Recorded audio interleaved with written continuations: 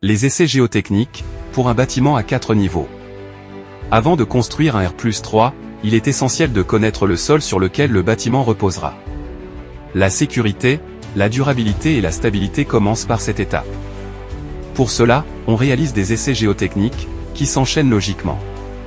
Chaque essai apporte une information qui alimente le suivant, et tous convergent vers un objectif unique, déterminer la capacité portante du sol et choisir le type de fondation adapté. Ce proverbe coréen est clair. 고생 끝에 낙이 온다. Ce qui veut dire, après la peine vient le bonheur. Voici les essais à effectuer. 1. Les essais sur le terrain, observer et tester le sol. Le forage de reconnaissance permet d'identifier les différentes couches du sol et leur profondeur. Il indique où se situe le sol capable de supporter le bâtiment et permet de prélever des échantillons pour les analyses en laboratoire. Le pénétromètre dynamique mesure la résistance du sol à la pénétration. Il aide à savoir si les fondations superficielles suffisent ou si des fondations plus profondes sont nécessaires. L'essai de plaque applique une charge réelle sur le sol et mesure sa déformation. C'est un test direct de la capacité du sol à supporter le poids du bâtiment. L'essai de perméabilité indique la vitesse d'infiltration de l'eau dans le sol. Cette information est essentielle pour prévoir le drainage et protéger les fondations contre l'humidité.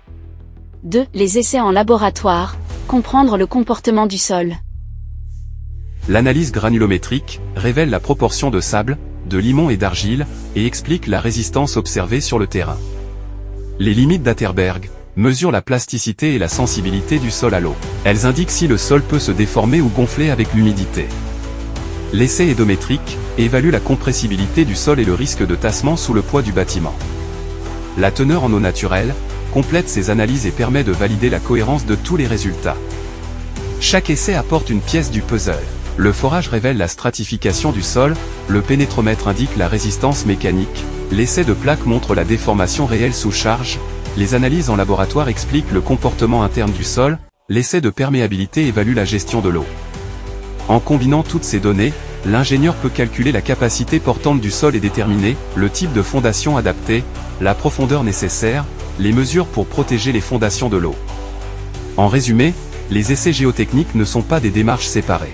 Ils forment une chaîne cohérente où chaque étape complète la précédente. C'est cette logique qui garantit la solidité, la stabilité et la durabilité d'un R+3. Veux-tu voir ce type de contenu le plus souvent? Alors, abonne-toi. Kame Osaka.